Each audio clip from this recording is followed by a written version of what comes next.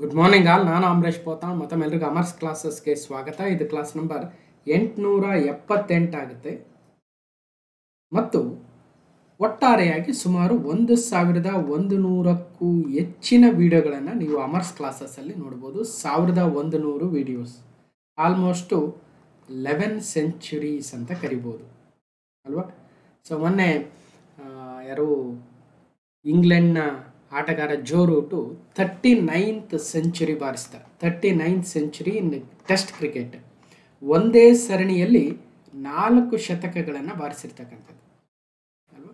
So ಟೆಸ್ಟಲ್ಲಿ ಶತಕವನ್ನು ಪ್ರತಿ ಮ್ಯಾಚಲ್ಲೂ ಬಾರಿಸ್ಬೋದು. ಸಚಿನ್ ತೆಂಡೂಲ್ಕರ್ ಅವರು 51 century ಬಾರಿಸಿದ್ದಾರೆ. But ನಾವು ನಮ್ಮ ವಿಡಿಯೋ ಮಾಡಬೇಕಂದ್ರೆ 100 ವಿಡಿಯೋ ಮಾಡಬೇಕಂದ್ರೆ ಎಷ್ಟೋ ಕಷ್ಟ ಇದೆ ಅಲ್ವಾ. ಹಾಗೆ 1100 ವಿಡಿಯೋಸ್ ಆಗಿದ್ದಾವೆ ಮತ್ತು ಎಲ್ಲವೂ ಕೂಡ ಭಾಳಷ್ಟು ಪ್ರಯತ್ನ ಪಟ್ಟು ಭಾಳಷ್ಟು ಶ್ರಮ ಹಾಕಿ ಮಾಡಿರ್ತಕ್ಕಂಥವು. ಆ 1100ರಲ್ಲಿ 100 ವಿಡಿಯೋಸು ಆ ನೋಟಿಫಿಕೇಶನ್ ಬಂತು, ಈ ನೋಟಿಫಿಕೇಶನ್ ಬಂತು ಅಂತ ಸ್ಟಾರ್ಟಿಂಗಲ್ಲಿ ಮಾಡಿದ್ವಿ. ಒಂದಷ್ಟು ಮೋಟಿವೇಶ್ನಲ್ ವಿಡಿಯೋಸ್ ಇರ್ಬೋದು. ಅದು ಬಿಟ್ಟರೆ 1000 ವಿಡಿಯೋಸ್ ಅಂತೂ ಭಾಳಷ್ಟು ತೂಕ ಇರತಕ್ಕಂಥ ವಿಡಿಯೋಸ್ ಆಗ್ತವೆ.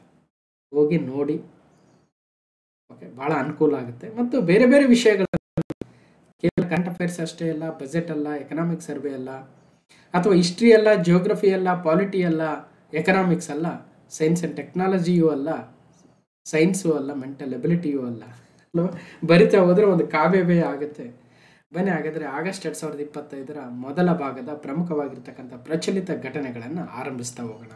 ಓಕೆ, ಆಗಸ್ಟ್ 2025 ಪ್ರಮುಖ ಪ್ರಚಲಿತ ಘಟನೆಗಳು ಪಾರ್ಟ್ 1 ಆಗುತ್ತೆ. ನನ್ನ ಒಂದಷ್ಟು ಕಿರುಪರಿಚಯ ಕೂಡ ಇದೆ. ಆಗಸ್ಟ್ ಮೊದಲ ವಾರ ಆಗಿರೋದ್ರಿಂದ ಒಂದ್ಸಲ ಕಿರುಪರಿಚಯವನ್ನು ಮತ್ತೊಮ್ಮೆ ಪರಿಚಯ ಮಾಡಿಕೊಡೋಣ. ಯಾಕಂದರೆ ಭಾಳಷ್ಟು ಜನ ಈಗ ಇನ್ನೇನು ನೋಟಿಫಿಕೇಶನ್ ಆಗ್ತವೆ ಅನ್ನೋ ಉದ್ದೇಶದಿಂದ ನೋಡೋಣ, ಕರೆಂಟ್ ಅಫೇರ್ಸ್ ಪ್ರಿಪೇರ್ ಆಗೋಣ ಅಂತ ಬರ್ತಾ ಇರ್ತಾರೆ. ಅವರಿಗೆ ಒಂದಷ್ಟು ಕಾನ್ಫಿಡೆನ್ಸ್ ಬೂಸ್ಟ್ ಮಾಡೋದಕ್ಕೆ, so whether we are following a right mentor or not ಅಂತ ಹೇಳೋದಕ್ಕೆ ಒಂದಷ್ಟು ಪರಿಚಯ ಇದೆ. ಬನ್ನಿ, ರಾಜ್ಯದ ಅತ್ಯುನ್ನತ ಇಂಜಿನಿಯರಿಂಗ್ ಕಾಲೇಜುಗಳಲ್ಲಿ ಒಂದಾಗಿರ್ತಕ್ಕಂಥ PSIT ಬೆಂಗಳೂರಿಂದ ಇಂಜಿನಿಯರಿಂಗ್ ಪದವಿಯನ್ನು ಪಡೆದಿರ್ತಕ್ಕಂಥದ್ದು ಮತ್ತು ದೇಶದಲ್ಲಿಯೇ ಮೊಟ್ಟ ಮೊದಲ ಇಂಡಿಯನ್ ಇನ್ಸ್ಟಿಟ್ಯೂಟ್ ಆಫ್ ಟೆಕ್ನಾಲಜಿ ಅಥವಾ IIT ಆಗಿರ್ತಕ್ಕಂಥ ವೆಸ್ಟ್ ಬೆಂಗಾಲಲ್ಲಿರುವ IIT ಖರಗ್ಪುರದಿಂದ ಸ್ನಾತಕೋತ್ತರ ಪದವಿ ಮತ್ತು KS ಪ್ರಿಲಿಮ್ಸ್, ಮೇನ್ಸ್ ಮತ್ತು ಇಂಟರ್ವ್ಯೂವನ್ನು ಅಟೆಂಡ್ ಮಾಡಿರ್ತಕ್ಕಂಥ ಅನುಭವ, ಅದು ಮೊದಲ ಪ್ರಯತ್ನ ಕೂಡ. ಇನ್ನು ಬೇರೆ ಬೇರೆ ರಾಜ್ಯದ ವಿವಿಧ ಪರೀಕ್ಷೆಗಳು, ದೇಶದ ವಿವಿಧ ಪರೀಕ್ಷೆಗಳು, IBPS ಸೇರಿದಂತೆ DRDO, BEL, ECIL ಸೇರಿದಂತೆ ಸೊ ಅನೇಕ ಪರೀಕ್ಷೆಗಳನ್ನು ಬರೆದಿರ್ತಕ್ಕಂಥ, ಕ್ಲಿಯರ್ ಮಾಡಿರ್ತಕ್ಕಂಥ ಅನುಭವದೊಂದಿಗೆ ಕಳೆದ ಹಲವು ವರ್ಷಗಳಿಂದ ನಮ್ಮ ಕರ್ನಾಟಕದ ಸ್ಪರ್ಧಾತ್ಮಕ ಪರೀಕ್ಷೆಗೆ ತಯಾರಾಗ್ತಕ್ಕಂಥ ವಿದ್ಯಾರ್ಥಿಗಳಿಗೆ ಬೇರೆ ಬೇರೆ ವಿಷಯಗಳ ಮೇಲೆ ಪಾಠವನ್ನು ಮಾಡ್ತಾ ಇದ್ದೀನಿ. ನೋಡಿರ್ಬೋದು, ಅಮರ್ಸ್ ಕ್ಲಾಸಸ್ ಅಂತಕ್ಕಂಥ ಯೂಟ್ಯೂಬ್ ಚಾನಲ್ ಇದೆ, ಜೊತೆಗೆ ಅಮರ್ಸ್ ಕ್ಲಾಸಸ್ ಅಂತಕ್ಕಂಥ ಟೆಲಿಗ್ರಾಮ್ ಚಾನಲ್ ಇದೆ. ಸೊ ಇವುಗಳ ಲಿಂಕನ್ನು ಡಿಸ್ಕ್ರಿಪ್ಷನ್ ಬಾಕ್ಸಲ್ಲಿ ಕೊಟ್ಟಿರ್ತೀನಿ, ಅಥವಾ ಅಮರ್ಸ್ ಕ್ಲಾಸಸ್ ಅಂತ ಸರ್ಚ್ ಮಾಡಿದರೂ ಕೂಡ ಸಿಗುತ್ತೆ. ಒಂದಷ್ಟು ಒಳ್ಳೆ ಮಾಹಿತಿಯನ್ನು ಟೆಲಿಗ್ರಾಮ್ ಚಾನಲಲ್ಲಿ ಕೂಡ ಶೇರ್ ಮಾಡ್ತಾ ಇದ್ದೀನಿ, ನೋಡ್ಬೋದು ಅಂತ ಹೇಳ್ತಾ, ಇತ್ತೀಚೆಗೆ ಭಾಳಷ್ಟು ಜನ ರಿಕ್ವೆಸ್ಟ್ ಮಾಡ್ತಾ ಇದ್ರಿ. ಇವತ್ತೊಂದಷ್ಟು ಸ್ವಲ್ಪ ಬೇರೆ ಬೇರೆ ವಿಚಾರಗಳನ್ನು ಮಾತಾಡೋಣ. ನಾವೇನು ಮಾಡಿದ್ದೀವಿ ಇಲ್ಲಿವರೆಗೆ ಅದ್ರ ಬಗ್ಗೆ ಕೂಡ ಮಾತಾಡ್ತಕ್ಕಂಥ ಪ್ರಯತ್ನ. ಭಾಳ ಜನಕ್ಕೆ ಬೋರ್ ಅನಿಸ್ಬೋದು, ಬಟ್ಟು ಹಲವು ವರ್ಷಗಳಿಂದ ಹಾಕಿರ್ತಕ್ಕಂಥ ಪ್ರಯತ್ನದ ಒಂದು ಎಫರ್ಟ್ಗೆ ಬೆಲೆ ಕಟ್ಟೋಕ್ಕಾಗಲ್ಲ. ಯಾಕಂದರೆ ಆ ಎಫರ್ಟ್ ಹಾಕಿರ್ತಕ್ಕಂಥವ್ರಿಗೆ ಗೊತ್ತಾಗುತ್ತೆ ಅದರ ಹಿಂದೆ ಪ್ರಯತ್ನ ಎಷ್ಟಿದೆ ಅಂತ. ಮೊನ್ನೆ ಸರ್ ಕಂಪ್ಯೂಟರ್ ಅವೇರ್ನೆಸ್ ಪ್ಲೇ ಲಿಸ್ಟಲ್ಲಿ ಒಂದು ಬ್ಯಾಲೆನ್ಸ್ ಆಗಿದೆ ಅಂತ ಕೇಳ್ತಾ ಇದ್ರಿ, ಅದೇ MS ಆಫೀಸ್. MS ಆಫೀಸ್ ಮೇಲೆ ವಿವಿಧ ಪರೀಕ್ಷೆಗಳು, ಕಮ್ಯುನಿಕೇಷನ್ ಪೇಪರಲ್ಲಿ ಬಂದಿರತಕ್ಕಂಥ ಹಲವು ಪ್ರಶ್ನೆಗಳ ಸೊಲ್ಯೂಷನ್ ಅಂತೂ ಮಾಡಿದ್ವಿ, ಆದರೆ ಡೆಡಿಕೇಟೆಡ್ ವಿಡಿಯೋಸ್ ಇರಲಿಲ್ಲ. ಅದಕ್ಕೋಸ್ಕರ MS ಆಫೀಸಲ್ಲಿರುವ MS ವರ್ಡ್ ಆಗಿರ್ಬೋದು, MS ಎಕ್ಸೆಲ್ ಆಗಿರ್ಬೋದು, ಅಥವಾ MS ಪವರ್ ಪಾಯಿಂಟ್ ಆಗಿರ್ಬೋದು, ಇವ್ರ ಮೇಲೆ ಸಪ್ರೇಟ್ ಡೆಡಿಕೇಟೆಡ್ ವಿಡಿಯೋ ಮಾಡಿ ಅಂತ ಕೇಳಿದ್ರಿ. ಸೊ ಈಗ ಆಲ್ರೆಡಿ ಈಗ ಮಾಡಿದ್ದೀನಿ, ನೋಡ್ಬೋದು. ಕಳೆದ ಇದು 878ನೇ ತರಗತಿ, ಇವತ್ತು ಕರೆಂಟ್ ಅಫೇರ್ಸ್ ಮಾತಾಡ್ತಾ ಇದ್ವಿ. ಇದರಿಂದಿನ ವಿಡಿಯೋ ಕ್ಲಾಸ್ ನಂಬರ್ 877ನಲ್ಲಿ MS ಪವರ್ ಪಾಯಿಂಟ್ ಬಗ್ಗೆ ವಿತ್ ಪ್ರಾಕ್ಟಿಕಲ್ ಮಾಡಿರ್ತಕ್ಕಂಥದ್ದು. ಅದರಿಂದಿನ ವಿಡಿಯೋ 876ಅಲ್ಲಿ MS ಎಕ್ಸೆಲ್ ಬಗ್ಗೆ, ಅದರಿಂದಿನ video 875th video MS Word ಬಗ್ಗೆ, ಅದರಿಂದ ಕ್ಲಾಸ್ ನಂಬರ್ 874ಅಲ್ಲಿ ಮೈಕ್ರೋಸಾಫ್ಟ್ ವಿಂಡೋಸ್. ಈ 4 ವಿಡಿಯೋ ನೋಡಿದರೆ ಸೊ ಅಲ್ಲಿಗೆ ನಿಮಗೆ ಕಂಪ್ಯೂಟರ್ ಮೇಲೆ ಕಂಪ್ಲೀಟ್ ಮಾಡಿಕೊಟ್ಟಂಗೆ ಆಗುತ್ತೆ. ಸೊ ಹೋಗಿ ನೋಡಿ. ಸೊ ಆ ಒಂದು ಪ್ಲೇ ಲಿಸ್ಟಲ್ಲಿ ಸುಮಾರು 79-80 ವಿಡಿಯೋಸ್ ಇರಬೇಕು. ಅವೆಲ್ಲವನ್ನು ನೋಡಿ ಡೆಫಿನೆಟ್ಲಿ ಒಂದು ಕಾನ್ಫಿಡೆನ್ಸ್ ಕೊಡಬಲ್ಲೆ, ನೀವು BA ಬ್ಯಾಕ್ಗ್ರೌಂಡ್ ಆಗಿರಿ ಅಥವಾ BBA ಆಗಿರಿ ಅಥವಾ ಬಿ ಎಮ್ ಆಗಿರಿ ಅಥವಾ BSc ನಾನ್ ಕಂಪ್ಯೂಟರ್ ಸೈನ್ಸ್ ಬ್ಯಾಕ್ಗ್ರೌಂಡ್ ಆಗಿರಿ, ಅಥವಾ ನೀವು 12th ಕ್ಲಾಸ್ ಪಾಸ್ ಆಗಿರಿ, ಅಥವಾ 10th ಕ್ಲಾಸ್ ಪಾಸ್ ಆಗಿರಿ, ಅಥವಾ BE ಓದಿರಿ ನಾನ್ ಕಂಪ್ಯೂಟರ್ ಸೈನ್ಸ್ ಬ್ಯಾಕ್ಗ್ರೌಂಡ್ ಆಗಿರಿ, ಅಥವಾ ಈವನ್ ಕಂಪ್ಯೂಟರ್ ಸೈನ್ಸ್ ಬ್ಯಾಕ್ಗ್ರೌಂಡ್ ಅವ್ರಿಗೂ ಕೂಡ ಇವೆಲ್ಲ ಏನು ಅಷ್ಟು ಓದಿರಲ್ಲ ನಾವು. ಯಾಕಂದ್ರೆ ನಾನು ಕಂಪ್ಯೂಟರ್ ಸೈನ್ಸ್ ಬ್ಯಾಕ್ಗ್ರೌಂಡ್ ನಮ್ಗೆ ಗೊತ್ತಿದೆ ಏನು ಓದಿರ್ತೀವಿ ನಾವು ಅಂತ. ನಾವು ಓದಿರೋದು ಪೈಥಾನು, ಜಾವಾ, ಸಿ ಪ್ರೋಗ್ರಾಮಿಂಗು, ಪರ್ಲು, ಅಥವಾ ಇನ್ನೊಂದು ಯಾವುದೋ OS, DBMS ಅಂತೆಲ್ಲ ಓದಿರ್ತೀವಿ. ಅವು ಯಾವೂ ಇಲ್ಲಿ ಅಷ್ಟೊಂದು ಯೂಸ್ ಆಗಲ್ಲ. ಇಲ್ಲಿ ಎಲ್ಲರಿಗೂ ಅನುಕೂಲ ಆಗೋ ರೀತಿಯಲ್ಲಿ ಪ್ರಶ್ನೆ ಪತ್ರಿಕೆ ಬಂದಿರೋದ್ರಿಂದ ಸೊ ಅದರ ಬಗ್ಗೆ ಒಂದು ಪ್ಲೇ ಲಿಸ್ಟ್ ಇದೆ, ಹೋಗಿ ನೋಡಿ. ಡೆಫಿನೆಟ್ಲಿ ಈ ಯಾವುದೇ ಸ್ಟ್ರೀಮ್ ಅವರಾಗಿರಿ, ನಿಮಗೆ ಈ ಪ್ಲೇ ಲಿಸ್ಟ್ಗಳನ್ನು ನೋಡಿದ ನಂತರ ಡೆಫಿನೆಟ್ಲಿ ಮಿನಿಮಮ್ 20-25 ಮಾರ್ಕ್ಸ್ ತೆಗೆಯೋದಕ್ಕೆ ಸಾಧ್ಯ ಆಗುತ್ತೆ ಅಂತ ಹೇಳ್ತಾ ಸೊ ಹೋಗಿ ನೋಡಿ. ಅದ್ರ ಜೊತೆಗೆ ನೋಡಿ, RTO motor vehicle inspector exam ನಡೆದಿತ್ತು. ಅದರ ಕಮ್ಯುನಿಕೇಷನ್ ಪೇಪರ್ನ 30 ಪ್ರಶ್ನೆಗಳನ್ನು ಕ್ಲಾಸ್ ನಂಬರ್ 838 ನೋಡಿದ್ದೀವಿ. ಇಲ್ಲ ಸರ್, IEO ಎಕ್ಸಾಮ್ ನಡೆದಿತ್ತು, ಅದರ ಒಂದು ಕಮ್ಯುನಿಕೇಷನ್ ಪೇಪರ್ನ ಎಲ್ಲ 30 ಪ್ರಶ್ನೆಗಳನ್ನು ಕ್ಲಾಸ್ ನಂಬರ್ 855 ನೋಡಿದ್ದೀವಿ. ಇಲ್ಲ ಬೀಟ್ ಫಾರೆಸ್ಟರ್ ಎಕ್ಸಾಮ್ ನಡೆದಿತ್ತು, ಅದರದ್ದು GK ಪ್ರಶ್ನೆಗಳನ್ನು ಕ್ಲಾಸ್ ನಂಬರ್ 866 ಇಲ್ಲ ಮೋಟರ್ ವೆಹಿಕಲ್ ಇನ್ಸ್ಪೆಕ್ಟರ್ದು ಪಾಲಿಟಿ, ಹಿಸ್ಟ್ರಿ, ಕರೆಂಟ್ ಅಫೇರ್ಸ್ ಆಗಿರ್ಬೋದು. ಸೊ ಇಲ್ಲಿ ನೋಡಿ GK ಪೇಪರ್ ಜಿಯೋಗ್ರಫಿ ಪ್ರಶ್ನೆಗಳನ್ನು ಸಾಲ್ವ್ ಮಾಡಿದ್ದೀವಿ. ಸೊ ಹೀಗೆ ಕ್ವಶನ್ ಪೇಪರ್ ಕೂಡ ಸಾಲ್ವ್ ಮಾಡ್ತಾ ಇದ್ದೀವಿ, ನೋಡ್ಬೋದು. ಇಲ್ಲ sir, special videos BRICS summit ನಡೀತು class number 860 BRICS summit with maps and PYQs. ಇಲ್ಲ ಸ್ವಚ್ಛ ಸರ್ವೇಕ್ಷಣ್ ಅನ್ನುವ ಒಂದು ಪ್ರಶಸ್ತಿಗಳು ಹೊರಬಂದವು class number 863 complete dedicated video. Modi ಅವರಿಗೆ ಜಾಗತಿಕ ಗೌರವಗಳು, ಗ್ಲೋಬಲ್ ಆನರ್ಸ್ ಬಂದಿದ್ದು ಮತ್ತು ಅವರ 5 ದೇಶಗಳ ಪ್ರವಾಸವನ್ನು ಮುಗಿಸಿದ್ರು. ಅದರದ್ದು class number 859 separate dedicated video. ಇಲ್ಲ ಸರ್, ಭಾರತದ 44ನೇ ವಿಶ್ವ ಪರಂಪರೆಯ ತಾಣದ ಬಗ್ಗೆ ಮಾತಾಡಿ ಅಂದರೆ so India's 44th UNESCO world heritage sites ಭಾರತದ ಮರಾಠ ಸೇನಾ ಭೂದೃಶ್ಯಗಳು, Maratha military landscapes of India class number 857 ಇವು ಡೆಡಿಕೇಟೆಡ್ ವಿಡಿಯೋಸ್ ಆಗ್ತವೆ. ಈ ಎಲ್ಲ 1100ಕ್ಕೂ ಹೆಚ್ಚಿನ ವಿಡಿಯೋಗಳನ್ನು ನೀವು ಅಮರ್ಸ್ ಕ್ಲಾಸಸಲ್ಲಿ ನೋಡ್ಬೋದು. 1.1K ವಿಡಿಯೋಸ್ ಇದ್ದಾವೆ. ಓಕೆ, ಇಲ್ಲಿ ವಿಡಿಯೋಸ್ ಅಂತ ಹೋದರೆ ನಿಮಗೆ ಸೊ ಆ ವಿಡಿಯೋಗಳ ಪಟ್ಟಿ ಸಿಗುತ್ತೆ, ಕ್ಲಾಸ್ ನಂಬರ್ ವೈಸ್ ಇರುತ್ತೆ, ನೋಡ್ಬೋದು. ಇಲ್ಲ ಸರ್, ಅದು ಪ್ಲೇ ಲಿಸ್ಟ್ ಅಂತ ಹೋದರೆ ಅಲ್ಲಿ 2025 ಬಜೆಟ್ ಮತ್ತು ಎಕನಾಮಿಕ್ ಸರ್ವೆ, ಇದರಲ್ಲಿ ಭಾರತದ ಬಜೆಟು ಸೇರಿದೆ, ಕರ್ನಾಟಕದ ಬಜೆಟು ಸೇರಿದೆ, ಭಾರತದ ಎಕನಾಮಿಕ್ ಸರ್ವೆ ಸೇರಿದೆ, ಕರ್ನಾಟಕದ ಎಕನಾಮಿಕ್ ಸರ್ವೆ ಸೇರಿ ಒಟ್ಟು 41 ವಿಡಿಯೋಸ್ ಇದ್ದಾವೆ. 41 ವಿಡಿಯೋಸ್ ಭಾರತದ ಬಜೆಟ್ ಮತ್ತು ಎಕನಾಮಿಕ್ ಸರ್ವೆ 2025 ಪ್ಲೇ ಲಿಸ್ಟಲ್ಲಿ ಮಾತ್ರ 41 ವಿಡಿಯೋಸ್ ಇದೆ, ಹೋಗಿ ನೋಡಿ. ಇಲ್ಲ 2025 GK ವಿಡಿಯೋಸ್ ಇಂಪಾರ್ಟೆಂಟ್ 40 ವಿಡಿಯೋಸ್ ಇದೆ, ಹೋಗಿ ನೋಡಿ. 2025 just current affairs part wise ಏನು ಮಾಡ್ತಾ ಇದೀವಿ, 150 ವಿಡಿಯೋಸ್ ಈಗ ಆಲ್ರೆಡಿ ಆಗಿದೆ. ಮತ್ತು 2024 ಬಜೆಟ್ ಎಕನಾಮಿಕ್ ಸರ್ವೆ 36 ವಿಡಿಯೋಸ್ ಇದೆ, ಹೋಗಿ ನೋಡಿ. ಇಲ್ಲ KPSC, KEA, KSP ಇವು 3 ನಮ್ಮ ಕರ್ನಾಟಕ ಸರ್ಕಾರದ ವಿವಿಧ ಹುದ್ದೆಗಳಿಗೆ ನೇಮಕಾತಿ ಮಾಡುವ ರಿಕ್ರೂಟ್ಮೆಂಟ್ ಆರ್ಗನೈಜೇಷನ್ಸ್ ಆಗುತ್ತೆ. ಅವುಗಳು ನಡೆಸಿರ್ತಕ್ಕಂಥ ಹಳೆಯ ಪ್ರಶ್ನೆ ಪತ್ರಿಕೆಯ ಸೊಲ್ಯೂಷನ್ 119 ವಿಡಿಯೋಸ್ ಇದೆ. ಇದರಲ್ಲಿ geography, polity, history, economics, environment ಅಥವಾ ಸೈನ್ಸ್ ಭಾಳ ಮಾಡಿಲ್ಲ, ಸೈನ್ಸ್ ಆ್ಯಂಡ್ ಟೆಕ್ನಾಲಜಿ ಇದೆ, ಕರೆಂಟ್ ಅಫೇರ್ಸ್ ಇದೆ, ಕಂಪ್ಯೂಟರ್ ಇದ್ದಾವೆ. ಸೊ 119 ವಿಡಿಯೋಸ್ ಇದ್ದಾವೆ. ಕಂಪ್ಯೂಟರ್ ಇದರಲ್ಲಿ ಏನು ಹಾಕಿಲ್ಲ, ಸಪ್ರೇಟ್ ಅದಕ್ಕೆ ಪ್ಲೇ ಲಿಸ್ಟ್ ಇದೆ, ಅದಕ್ಕೋಸ್ಕರ ಸೊ ನೋಡ್ಬೋದು. ಈ ಪ್ಲೇ ಲಿಸ್ಟ್ ನಿಮಗೆ ಭಾಳ ಇಂಪಾರ್ಟೆಂಟ್ ಆಗುತ್ತೆ. ಜೊತೆಗೆ VA PDO ಗ್ರೂಪ್ ಸಿಗೆ ಅಂತಲೇ ಸಪ್ರೇಟ್ ಪ್ಲೇ ಲಿಸ್ಟ್ ಇದೆ, ನೋಡ್ಬೋದು. ಸೊ ಇನ್ನು ಮೆಂಟಲ್ ಎಬಿಲಿಟಿಗಿದೆ, ಜಿಯೋಗ್ರಫಿ ಟಾಪಿಕ್ಸ್ ಮೇಲೆ 52 ವಿಡಿಯೋ ಇದೆ, ಮೋಟಿವೇಶ್ನಲ್ ಮೇಲೆ 35 ಇದೆ, ಅದೇ ನಿಮಗೆ ಬೇಕಿದ್ರೆ ನೋಡ್ಬೋದು. ಇಲ್ಲ ಕಂಪ್ಯೂಟರ್ ಅವೇರ್ನೆಸ್, ಇದು ವೆರಿ ಇಂಪಾರ್ಟೆಂಟ್, 79 ವಿಡಿಯೋ ಇದ್ದಾವೆ. ಈ 79 ವಿಡಿಯೋಸ್ ನೋಡಿದರೆ ಡೆಫಿನೆಟ್ಲಿ ನಿಮಗೆ ಕಂಪ್ಯೂಟರ್ ಅರ್ಥ ಆಗೇ ಆಗುತ್ತೆ ಅನ್ನೋದು ನನ್ನ ಕಾನ್ಫಿಡೆನ್ಸು. ಎನ್ವಿರಾನ್ಮೆಂಟ್ ಎಕಾಲಜಿ ಮೇಲೆ 62 ವಿಡಿಯೋ ಇದೆ, ಇಂಡಿಯನ್ ಎಕಾನಮಿ ಮೇಲೆ 53 ಇದೆ, ಸೈನ್ಸ್ ಆ್ಯಂಡ್ ಟೆಕ್ನಾಲಜಿ ಮೇಲೆ 16 ಇದೆ, ಇಂಡಿಯನ್ ಪಾಲಿಟಿ ಮೇಲೆ 32 ಇದೆ. ನೋಡಿ, ಇಷ್ಟೆಲ್ಲ ವಿಡಿಯೋಸ್ 1100ಕ್ಕೂ ಹೆಚ್ಚಿನ ವಿಡಿಯೋಗಳನ್ನು ನೀವು ಅಮರ್ಸ್ ಕ್ಲಾಸಸಲ್ಲಿ ನೋಡ್ಬೋದು. ಇಲ್ಲ ಅದರ ಪಟ್ಟಿ ನೋಡೋದಾದರೆ 2025 ಜನವರಿ ಕರೆಂಟ್ ಅಫೇರ್ಸ್ ಕಂಪ್ಲೀಟ್ ಆಗಿದೆ, ಫೆಬ್ರವರಿ ಆಯಿತು, ಮಾರ್ಚ್ ಆಯಿತು, ಏಪ್ರಿಲ್ ಆಯಿತು, ಮೇ ಆಯಿತು, ಜೂನ್ ಆಯಿತು, ಜುಲೈ ಆಯಿತು, ಈಗ ಆಗಸ್ಟ್ ಪಾರ್ಟ್ 1 ಮಾತಾಡ್ತಾ ಇದ್ದೀವಿ. ಕರ್ನಾಟಕ ಬಜೆಟಲ್ಲಿ 6 ಪಾರ್ಟ್ಸ್ ಇದೆ, ಕರ್ನಾಟಕ ಎಕನಾಮಿಕ್ ಸರ್ವೆ 13 ಪಾರ್ಟ್ಸಲ್ಲಿ ಮಾತಾಡಿದ್ದೀವಿ, India budget 4 parts, India economic survey 9-10 part ಆಗಿರಬೇಕು ಈಗ ಆಲ್ರೆಡಿ. ಸೊ ಇಷ್ಟು ಎಕ್ಸಾಮ್ ನಡೀಲಿ ಬಿಡಲಿ, ಎಕ್ಸಾಮ್ ನೋಟಿಫಿಕೇಶನ್ ಆಗಲಿ ಬಿಡಲಿ, ಕಂಟಿನ್ಯೂಸ್ ಆಗಿ ಮಾಡ್ತಾ ಇದ್ದೀವಿ. ಯಾವುದೇ ಏನು ಎಕ್ಸಾಮ್ ಆಗಿಲ್ಲ ಅಂತ ಬಿಟ್ಟಿಲ್ಲ, ಎಕ್ಸಾಮ್ ಆಗ್ತಾವೋ ಬಿಡ್ತಾವೋ ಗೊತ್ತಿಲ್ಲ. ಸೊ ಆ್ಯಸ್ ಎ ಸ್ಟೂಡೆಂಟ್ ಆಗಿ ನೀವು ಓದಲೇಬೇಕು. ಆ್ಯಸ್ ಎ ಟೀಚರ್ ಆಗಿ ನಾನು ಕಂಟಿನ್ಯೂಸ್ ಆಗಿ ಪಾಠಗಳನ್ನಂತೂ ಮಾಡ್ತಾ ಇದ್ದೀನಿ. ಓಕೆ, ಜೊತೆಗೆ ಸ್ಪೆಷಲ್ ವೀಡಿಯೋಸ್ ಇದ್ದಾವೆ. ನಾನು ಆಲ್ರೆಡಿ ಹೇಳ್ತಾ ಇದ್ದೆ, ಸಾಕಷ್ಟು ಸ್ಪೆಷಲ್ ವೀಡಿಯೋಸ್ ಇದೆ, ನೂರಾರು ವೀಡಿಯೋಸು. ಇತ್ತೀಚೆಗೆ ಅಂದರೆ ಕ್ಲಾಸ್ ನಂಬರ್ 863ಯಲ್ಲಿ special current affairs Swachh Survekshan awards, class number 860ಯಲ್ಲಿ international current affairs 17th BRICS summit, ಬ್ರೆಜಿಲ್ನ ರಿಯೋ ಡಿ ಜನೈರೋ, ಮೋದಿ ಅವರು ಹೋಗಿದ್ದರು. Class number 859 international current affairs PM Modi global honours 5 country visits. Special current affairs 857 44th UNESCO sites.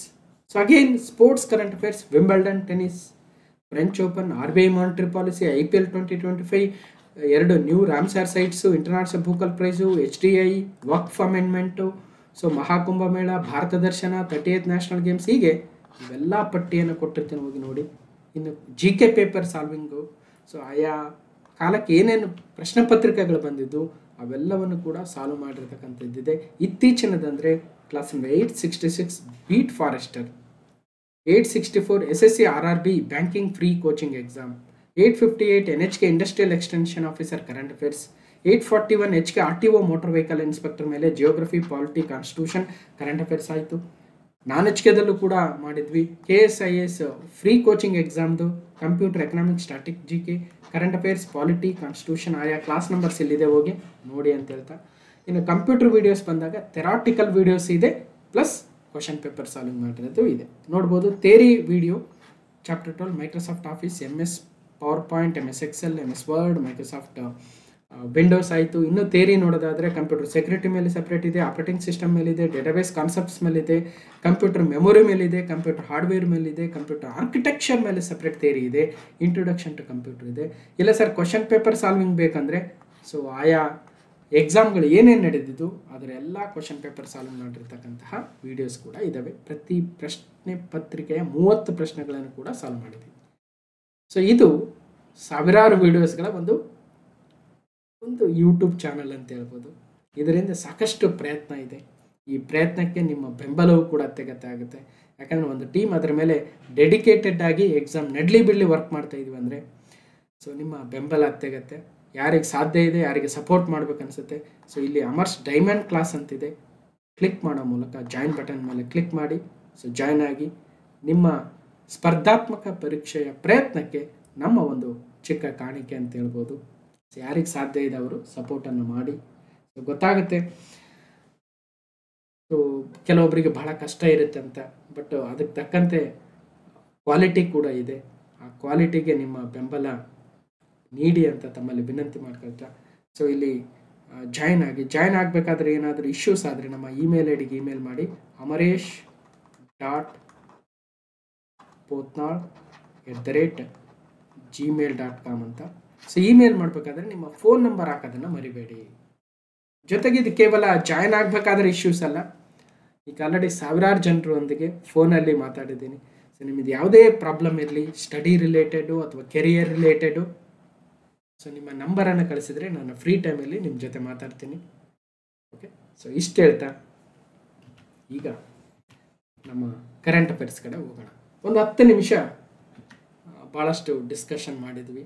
ಇದೆಲ್ಲವೂ ನಾವು ಮಾಡಿರ್ತಕ್ಕಂತಹ ಪ್ರಯತ್ನದ ಒಂದಷ್ಟು in between ಎಲ್ಲ ನಿಮಗೆ ಬರೀ ಎಲ್ಲ ವೀಡಿಯೋಸಲ್ಲಿ ಹೇಳಲ್ಲ, ಯಾವುದಾದ್ರೂ ಒಂದು ವೀಡಿಯೋಸಲ್ಲಿ ಇರತಕ್ಕಂಥ ಅವಶ್ಯಕತೆ ಇರುತ್ತೆ, ಅಲ್ಲಿ ಮಾತಾಡ್ತಾ ಇದ್ದೀವಿ. ಬನ್ನಿ ಹಾಗಾದರೆ ಆಗಸ್ಟ್ 2025 ಪ್ರಮುಖ ಪ್ರಚಲಿತ ಘಟನೆಗಳ ಪಾರ್ಟ್ 1 ಕ್ವಶನ್ ನಂಬರ್ 1 ಏನಿದೆ. ಫಸ್ಟ್ ಒನ್, ಈಗ ಜುಲೈ 2025 GST ಎಷ್ಟು ಕಲೆಕ್ಷನ್ ಆಯಿತು? ಈಗ ಆಗಸ್ಟಲ್ಲಿದ್ದೀವಿ, ಫೈನ್. ಜುಲೈ 2025 GST ಎಷ್ಟು ಕಲೆಕ್ಷನ್ ಆಯಿತು? ಮತ್ತು ಭಾರತದ GST ಸಂಗ್ರಹ ವರ್ಷದಿಂದ ವರ್ಷಕ್ಕೆ ಹೋಲಿಸಿದರೆ 7.7% ಅಷ್ಟು ಹೆಚ್ಚಾಗಿ 1.96 ಲಕ್ಷ ಕೋಟಿ ರೂಪಾಯಿಗೆ ತಲುಪಿದೆ. India's GST collection rise 7.5% year on year to Rs 1.96 lakh crore in July 2025. GST ಅಂತ ಬಂದಾಗ ನಾವು ಏನನ್ನ ನೆನಪಿಡಬೇಕು, ಒಂದೊಂದೇ ಪಟ್ಟಿ ಮಾಡ್ತಾ ಹೋಗೋಣ. First point to B remember, ಈ ಮಂತಲ್ಲಿ ಎಷ್ಟು ಕಲೆಕ್ಷನ್ ಆಯಿತು, ಇಯರ್ ಆನ್ ಇಯರ್ ಎಷ್ಟು ಪರ್ಸೆಂಟ್ ಗ್ರೋತ್ ಆಯಿತು, 1.96 crore. ಮತ್ತು ಇದರಲ್ಲಿ 3 ರೀತಿಯ GST ಬರುತ್ತೆ. ಒಂದು ಸೆಂಟ್ರಲ್ ಜಿ ಎಸ್ ಟಿ, ಎರಡನೇದು ಸ್ಟೇಟ್ ಜಿ ಎಸ್ ಟಿ ಅಥವಾ ಇದನ್ನು ಯೂನಿಯನ್ ಟೆರಿಟರಿ ಆಗಿದ್ದರೆ U T G S T ಅಂತ ಕರಿತೀವಿ, ಅಥವಾ ಇನ್ನೊಂದು ಇಂಟಗ್ರೇಟೆಡ್ ಜಿ ಎಸ್ ಟಿ ಅಂತ ಬರುತ್ತೆ ಐ ಜಿ ಎಸ್ ಟಿ. ಇವು ಎಷ್ಟೆಷ್ಟು ಕಲೆಕ್ಷನ್ ಆಗಿದ್ದಾವೆ, ಜೊತೆಗೆ ಇನ್ನೊಂದು ಸೆಸ್ ಅಂತ ಬರುತ್ತೆ ಅದು ಎಷ್ಟು ಕಲೆಕ್ಷನ್ ಆಗಿದೆ.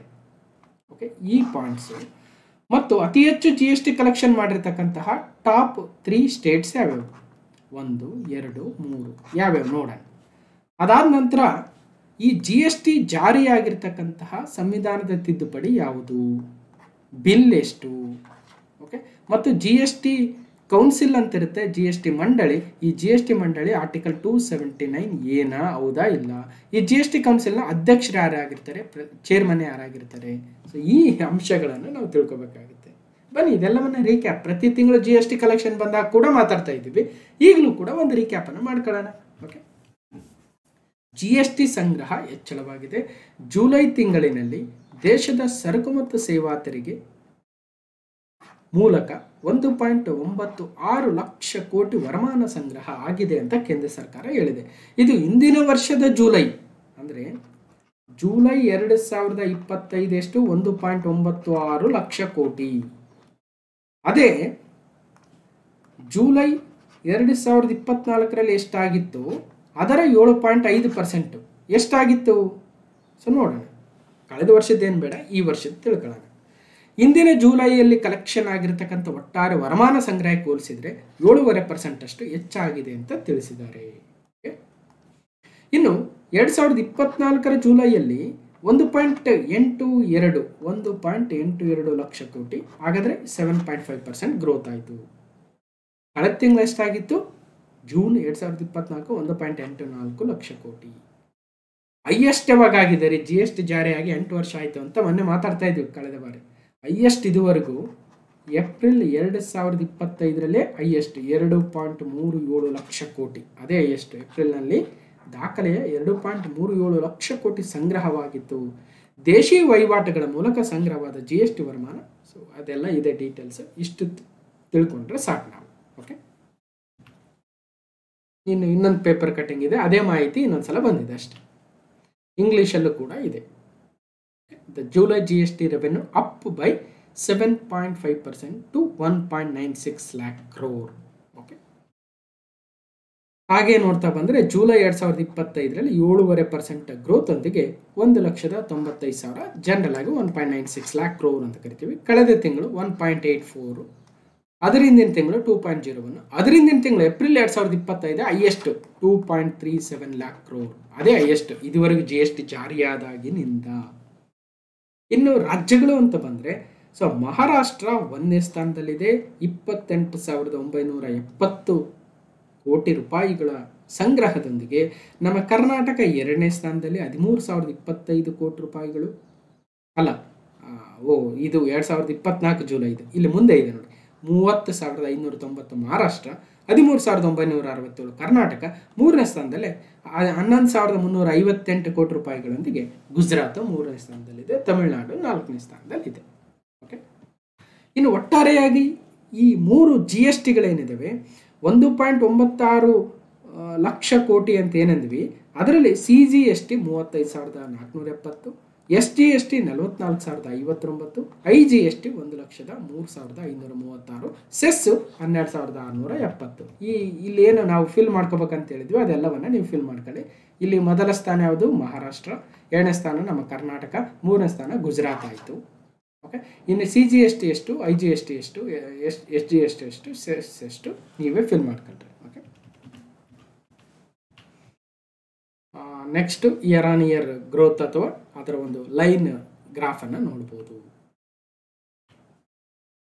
ಈ ಹಿಂದೆ ಹೈಯೆಸ್ಟ್ ಕಲೆಕ್ಷನ್ ಆಗಿರ್ತಕ್ಕಂಥದ್ದನ್ನು ಮಾತ್ರ ನೋಡ್ತಾ ಹೋಗೋಣ. ಕ್ಲಾಸ್ ನಂಬರ್ 788 ಮೇ 2025 ಪಾರ್ಟ್ 1ನಲ್ಲಿ ಡಿಸ್ಕಷನ್ ಮಾಡಬೇಕಾದ್ರೆ ಫಸ್ಟ್ ಕ್ವಶನ್ನೇ ಏಪ್ರಿಲ್ 2025ರಲ್ಲಿ ಜಿ ಎಸ್ ಟಿ ಸಂಗ್ರಹ 12.5% ಅಥವಾ 12.6% ಏರಿಕೆಯೊಂದಿಗೆ ಇದುವರೆಗಿನ ಅತ್ಯಧಿಕ 2.37 ಲಕ್ಷ ಕೋಟಿ ಏಪ್ರಿಲ್ 2025ರಲ್ಲೇ ಕಲೆಕ್ಷನ್ ಆಗಿರ್ತಕ್ಕಂಥದ್ದು. ಅದೊಂದು ದಾಖಲೆ, ಆಲ್ ಟೈಮ್ ಹೈ ಆಗಿದೆ. ಸೊ ನೋಡಿದೀವಲ್ವ, ಫೈನ್. ಇನ್ನು 2-3 ಅಂಶಗಳು ವೆರಿ ಇಂಪಾರ್ಟೆಂಟು. ಒಂದು, ಜಿ ಎಸ್ ಟಿ ಯಾವ ಸಂವಿಧಾನ ತಿದ್ದುಪಡಿ ಕಾಯ್ದೆ ಅಂತ ಕೇಳಿದರೆ 101st amendment act of Indian constitution 2016. ಕೆಲವೊಂದ್ಸಲ ತಿದ್ದುಪಡಿ ಕೇಳದೆ ಬಿಲ್ ನಂಬರ್ ಯಾವುದು, ಮಸೂದೆ ನಂಬರ್ 122, ರೈಟ್. ಓಕೆ. ಮತ್ತು ಇನ್ನೊಂದು ಪ್ರಶ್ನೆ, ಈ ಆರ್ಟಿಕಲ್ 279A ಅನ್ನು ಸೇರಿಸುವ ಮೂಲಕ goods and services tax council ಅಥವಾ GST ಮಂಡಳಿಯನ್ನು ಸ್ಥಾಪಿಸಲಾಗುತ್ತೆ. ಇದೊಂದು ರಾಷ್ಟ್ರಪತಿಗಳಿಂದ ಸ್ಥಾಪಿತವಾದ ಒಂದು ವೇದಿಕೆಯಾಗಿದ್ದು ಇದರ ಅಧ್ಯಕ್ಷರು ಯಾವಾಗಲೂ ಹಣಕಾಸು ಸಚಿವರೇ ಇರ್ತಾರೆ. ಈಗ ಪ್ರಸ್ತುತ ನಿರ್ಮಲಾ ಸೀತಾರಾಮನ್ ಅವರು GST ಕೌನ್ಸಿಲ್ನ ಅಧ್ಯಕ್ಷರಾಗಿದ್ದಾರೆ, ನೆನ್ಪಿಟ್ಟಿರಿ. ಇನ್ನು central GST, state GST, integrated GST ಎನ್ನುವ 3 GSTಗಳು ಮತ್ತು 0%, 5%, 12%, 18%, 28% ಎನ್ನುವ ವಿವಿಧ ಸ್ತರಗಳಿದ್ದಾವೆ. ಇವು ಕೆಲವೊಂದ್ಸಲ ಆ ವಸ್ತು ಈ ಕಡೆ, ಈ ವಸ್ತು ಆ ಕಡೆ ಆಗುತ್ತೆ, ನೆನ್ಪಿಟ್ಟಿರಿ ಅಂತ ಹೇಳ್ತಾ ಇದು ಮೊದಲ ಪ್ರಶ್ನೆಗೆ ಒಂದಷ್ಟು ಮಾಹಿತಿ ಆಯಿತು. ಇನ್ನು ಎರಡನೇ ಪ್ರಶ್ನೆಗೆ ಹೋಗೋಣ. ಅರಣ್ಯ ಇಲಾಖೆಯಿಂದ ಭೀಮಾ ಆನೆಯ ಮಾವುತ, ಗುಂಡ ಮತ್ತು ಕಾವಾಡಿಗರಾಗಿರ್ತಕ್ಕಂತಹ ನಂಜುಂಡಸ್ವಾಮಿ ಅವರಿಗೆ 2025ನೇ ಸಾಲಿನ ಅರ್ಜುನ ಆನೆ ಪ್ರಶಸ್ತಿಯನ್ನು ಆಗಸ್ಟ್ 4ರಂದು ಗಜಪಯಣದ ಸಂದರ್ಭದಲ್ಲಿ ನೀಡಲಾಯಿತು. ಏನಿಲ್ಲ, ಇಲ್ಲಿ ಅರ್ಜುನ ಆನೆ ನಿಮಗೆ ನೆನಪಿರ್ಬೋದು, ಕಳೆದ ವರ್ಷನ ಅರ್ಜುನ ಆನೆ ತೀರ್ಕೊಂಡಿತ್ತು. ಅದರ ಹೆಸರಲ್ಲಿಯೇ ಆನೆ ಪ್ರಶಸ್ತಿಗಳನ್ನು ನೀಡೋಣ ಅಂತ ಸರ್ಕಾರ ಒಂದು ನಿರ್ಧಾರವನ್ನು ಮಾಡಿತ್ತು. ಅದರ ಸಾಲಿನಲ್ಲಿ ಈ ಬಾರಿ 2025ನೇ ಸಾಲಿಗೆ ಅರ್ಜುನ ಆನೆ ಪ್ರಶಸ್ತಿಗೆ ಭೀಮಾ ಎನ್ನುವ ಆನೆ ಪುರಸ್ಕೃತವಾಗಿದೆ. ಆ ಭೀಮಾ ಆನೆಯ ಮಾವುತರಾಗಿರ್ತಕ್ಕಂತಹ ಗುಂಡ ಮತ್ತು ಕಾವಾಡಿಗರಾಗಿರ್ತಕ್ಕಂಥ ನಂಜುಂಡಸ್ವಾಮಿ ಅವರಿಗೆ ಈ ಒಂದು ಪ್ರಶಸ್ತಿಯನ್ನು ನೀಡಲಾಗ್ತಾ ಇದೆ. ಬನ್ನಿ ಏನಿದೆ. ಭೀಮನ ಮಾವುತ, ಗುಂಡ ಅಥವಾ ಗೊಂಡು, ಕಾವಾಡಿಗ ನಂಜುಂಡಸ್ವಾಮಿಗೆ ಅರ್ಜುನ ಆನೆ ಪ್ರಶಸ್ತಿ ಗಜ ಪಯಣದಂದು ಪ್ರದಾನ ಮಾಡಿದರೆ ಮತ್ತಿಗೋಡು ಆನೆ ಶಿಬಿರದಲ್ಲಿ ಹೆಚ್ಚಿದ ಸಂಭ್ರಮ. ನಾಗರಹೊಳೆ ಹುಲಿ ಯೋಜನೆ ವಿಭಾಗಕ್ಕೆ ಸೇರಿದ ಮತ್ತಿಗೋಡು ಆನೆ ಶಿಬಿರದ ಆನೆ ಭೀಮನ ಮಾವುತ, ಗುಂಡು ಹಾಗೂ ಕಾವಾಡಿಗ ನಂಜುಂಡಸ್ವಾಮಿ ಅವರಿಗೆ ಅರ್ಜುನ ಆನೆ ಹೆಸರಿನ ಮೊದಲ ಪ್ರಶಸ್ತಿಗೆ ಆಯ್ಕೆಯಾಗಿರ್ತಕ್ಕಂಥದ್ದು. ದಸರಾ ಉತ್ಸವ ಆರಂಭ ಆಗ್ತಾ ಇದೆ. ಇದರ ಹೊತ್ತಿನಲ್ಲಿ ಪ್ರಶಸ್ತಿ ಘೋಷಣೆ ಆಗಿರ್ತಕ್ಕಂಥದ್ದು ಕೂಡ ಬಹಳ ಸಂತಸವನ್ನು, ಸಂಭ್ರಮವನ್ನು ತಂದಿದೆ. ಸೊ ಹಾಗಾದರೆ ನೋಡ್ಬೋದು, ಗುಂಡು ಮತ್ತು ನಂಜುಂಡಸ್ವಾಮಿ ಅವರಿಗೆ ಈ ಒಂದು ಪ್ರಶಸ್ತಿಯನ್ನು ನೀಡಲಾಗ್ತಾ ಇದೆ. ಓಕೆ, ನೋಡಿ ಭೀಮಾ ಆನೆ. ಸೊ ಆ ಭೀಮಾ ಆನೆಯೊಂದಿಗೆ ಅದರ ಮಾವುತ ಮತ್ತು ಕಾವಾಡಿಗರು ಇರ್ತಕ್ಕಂಥದ್ದನ್ನು ಕಾಣಬಹುದು. ಗಜಪಯಣದ ಸಂದರ್ಭದಲ್ಲಿ ಅವರಿಗೆ ಈ ಒಂದು ಪ್ರಶಸ್ತಿಯನ್ನು ಕೂಡ ನೀಡಿ ಗೌರವಿಸಲಾಗಿದೆ. ಸ್ವತಃ ಅರಣ್ಯ ಸಚಿವರು ಈಶ್ವರ್ ಖಂಡ್ರೆಯರವರು ಕೂಡ ಇದ್ದಾರೆ, ನೋಡ್ಬೋದು. ಮೂರನೇ ಪ್ರಶ್ನೆ, ಹೊಸದಾಗಿ ಪತ್ತೆಯಾಗಿರುವ ಹರಪ್ಪ ತಾಣ ರತಾದಿಯ ರೀ ದೇರಿ ಎಲ್ಲಿದೆ? ರತಾದಿಯ ರೀ ದೇರಿ ಅಂತೆ. So newly discovered Harappan site ಎಲ್ಲಿ ಲೊಕೇಟ್ ಆಗಿದೆ, ಯಾವ ರಾಜ್ಯದಲ್ಲಿದೆ? ಪಂಜಾಬ್, ಗುಜರಾತ್, ರಾಜಸ್ಥಾನ, ಹರಿಯಾಣ. ಅಂದರೆ ಸೊ ರಾಜಸ್ಥಾನದಲ್ಲಿ ಹೊಸದಾಗಿ ಪತ್ತೆಯಾಗಿರುವ ಹರಪ್ಪ ತಾಣ ರತಾದಿಯ ರೀ ದೇರಿ ಇದೆ, ರಾಜಸ್ಥಾನ ರಾಜ್ಯದಲ್ಲಿ. ಅದು ಥಾರ್ ಮರುಭೂಮಿಯ ಪ್ರದೇಶದಲ್ಲಿ ಕಂಡುಬರುವ ಒಂದು ಹರಪ್ಪನ್ ಸೈಟ್ ಆಗ್ತಾ ಇದೆ. ಹಾಗಾಗಿ ಹರಪ್ಪ ನಾಗರಿಕತೆಯ ಒಂದು ವಿಸ್ತೀರ್ಣ ಮತ್ತಷ್ಟು ಹೆಚ್ಚಳ ಆಗ್ತಾ ಇರೋದನ್ನು ಕಾಣ್ತಾ ಇದ್ದೀವಿ. ಈ ಥರ ನಾವೇ ಇನ್ನಷ್ಟು ರಿಸರ್ಚ್ ಮಾಡಿದಂಗೆಲ್ಲ ಅದರ ವಿಸ್ತಾರ ಕಂಡು ಬರ್ತಾ ಇದೆ. ಹಾಗಾದರೆ ಏನಿದೆ? ರಾಜಸ್ಥಾನ ರಾಜ್ಯದ ಜೈಸಲ್ಮೇರ್ ಜಿಲ್ಲೆಯ ರಿಟಾಡಿಯಾ ರೀ ದೇರಿ ಎನ್ನುವ ಪ್ರದೇಶದಲ್ಲಿ ಫಸ್ಟ್ ಟೈಮ್ ರಾಜಸ್ಥಾನದ ಈ ಒಂದು ಆರಿಡ್ ರೀಜನ್ ಅಲ್ಲಿ ಕಂಡು ಬಂದಿರತಕ್ಕಂತಹ ಇಂಡಸ್ ವ್ಯಾಲಿ ಸಿವಿಲೈಸೇಷನ್ ಒಂದಷ್ಟು ಸೆಟಲ್ಮೆಂಟ್ಗಳು ಕಂಡು ಬರ್ತಾ ಇದ್ದಾವೆ. ಇತ್ತೀಚೆಗೆ ರಾಜಸ್ಥಾನದ ಜೈಸಲ್ಮೇರ್ ಜಿಲ್ಲೆಯ ರತಾದಿಯ ರೀ ದೇರಿ ಎನ್ನುವ ಪ್ರದೇಶದಲ್ಲಿ ಹರಪ್ಪ ತಾಣವೊಂದು ಪತ್ತೆಯಾಗಿದ್ದು ಇದು ಥಾರ್ ಮರುಭೂಮಿ ಪ್ರದೇಶದಲ್ಲಿನ ಮೊದಲ ಸಿಂಧೂ ಕಣಿವೆಯ ವಸಾಹತುವಾಗಿದೆ. ಈ ಸ್ಥಳವು ಸಿಂಧೂ ಕಣಿವೆ ನಾಗರಿಕತೆಯ ಪ್ರಬುದ್ಧ ನಗರ ಹಂತಕ್ಕೆ ಸೇರಿದ್ದು ಇದು ಸುಮಾರು 2600ರಿಂದ 1900 ಕ್ರಿಸ್ತಪೂರ್ವದ ನಡುವಿನ ಕಾಲದ್ದಾಗಿತ್ತು ಅಂತ ಅಂದಾಜಿಸಲಾಗಿದೆ.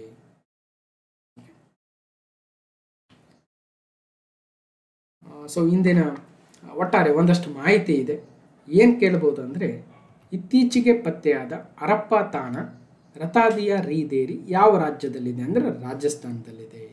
ಓಕೆ, ಅಷ್ಟು ಮಾಹಿತಿ ತಿಳ್ಕೊಳ್ಳೋಣ. ಇದ್ರ ಬಗ್ಗೆ ಮತ್ತಷ್ಟು ಡೀಟೇಲ್ಸ್ ಹೊರಬಂದಾಗ ಅಥವಾ ಮತ್ತಷ್ಟು ಸುದ್ದಿಗೆ ಬಂದಾಗ ಮತ್ತಷ್ಟು ಮಾಹಿತಿಯನ್ನು ಪಡ್ಕೊಳ್ಳೋಣ. ಹರಪ್ಪನ್ ಸೈಟ್ ಆಫ್ ರತಾದಿಯ ರೀ ದೇರಿ ಸುದ್ದಿಯಲ್ಲಿರ್ತಕ್ಕಂಥ